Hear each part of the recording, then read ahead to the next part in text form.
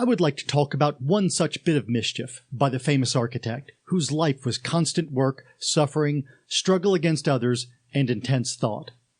One time, on a Sunday evening in 1409 in Florence, a company of young people gathered for dinner at the home of a young nobleman by the name of Tommaso de' Pecore, an honorable, intelligent man who was fond of a good time. When the table had been cleared after dinner, and sweets were served with the best wine, everyone began talking to one another loudly and easily of this and that, as it often happened at such gatherings. One of the guests said, "Please explain to me why this oddball Manetto Amanatini refused to come here tonight and could not be convinced at any cost."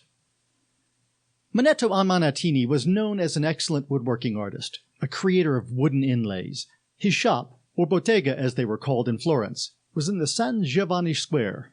Everyone loved Manetto for his cheerful disposition and highly respected him for his talent, for he had no equal in the beautiful art of woodworking. But in matters of everyday life, he was as trusting, straightforward, and inexperienced as a child. He was deceived and mocked, which did nothing to spoil his kindly cheerfulness. Manetto Amanatini was a good man, known as Maypole to his circle of friends for his awkwardness and great height. 28 years of age, enormous, broad-shouldered, clear-eyed, with a constantly absent-minded smile, and the hairy, calloused hands of a woodworker, constantly stained with varnish and glue, which produced delicate, heavenly faces of cherubs, grinning, audacious faces of satyrs, of polished cypress and oak. Maypole was an incurable oddball.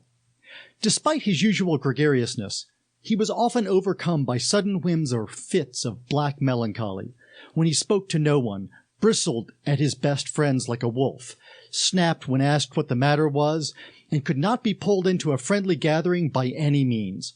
Eventually, the ridiculous fit passed on its own, and Maypole returned to his friends as kindly and carefree as ever. Much to the company's great sadness and vexation, since they all considered him a pleasant and courteous member of their circle, one of these fits came upon the woodworker on the very Sunday evening when they came to supper at Sir Tommaso de' Pecore's splendid palazzo. "We cannot let this matter rest," exclaimed one of the guests, who'd had a few drinks, and slammed his fist on the table. "We must teach Maypole a lesson." "Maybe he has work to do," another one protested. "I heard Duchess of Mantua had ordered her wedding trunk from him." "Nonsense. I know his business like the back of my hand. What could he possibly do on a Sunday evening? He is melancholy again. He is at a tavern drinking somewhere, or worse, lying in bed sleeping. I am telling you, we must teach him a good lesson for all these oddities, for his own good, so that he never neglects his friends again over this foolishness." "How could we possibly teach Maypole a lesson?" a third guest doubted. "Do we beat him up? He has a hide like a boar. He won't feel a thing. Besides, his hands are so strong that if he fights back, we'll all be sorry. Do we trick him to pay all of our bills at the inn? What sort of a lesson would that be? He'll laugh at us. Maypole is never stingy." The next one to speak up in this merry circle was Maypole's friend and admirer, Filippo Sire di Brunelleschi, the great architect of Santa Maria del Fiore. His face was as stern as ever, almost gloomy, his gaze cold, but there was a cunning, vitriolic smile on his thin, clean-shaven lips. From that smile, the companions instantly realized true fun was about to begin, the kind of fun that made one double over with laughter. The youngest guests, particularly eager for any mischief, brightened up, even as everyone went quiet and still, and waited reverently for the speaker to continue.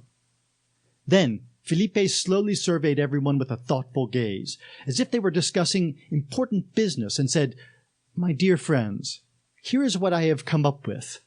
We can play the most amusing joke on Maypole, which I think shall amuse you greatly. My joke is to convince Manetto, the woodworker, that he is a completely different person." Many argued with Filippo, saying this was impossible, but, as was his custom, he provided his arguments with mathematical clarity, as if they were discussing an elegant theorem, and managed to convince them that his plan was feasible. They discussed everything to the last detail, and came up with a plot against poor Maypole. This plot could be carried out all the more easily, since everyone in Florence, up from a barefoot street urchin sending paper boats down creeks, seemed to be in a kind of constant, silent agreement with one another, and prepared to help each other out to make fun of a trusting man. And there wasn't a stern constable or rotund merchant, aged over his account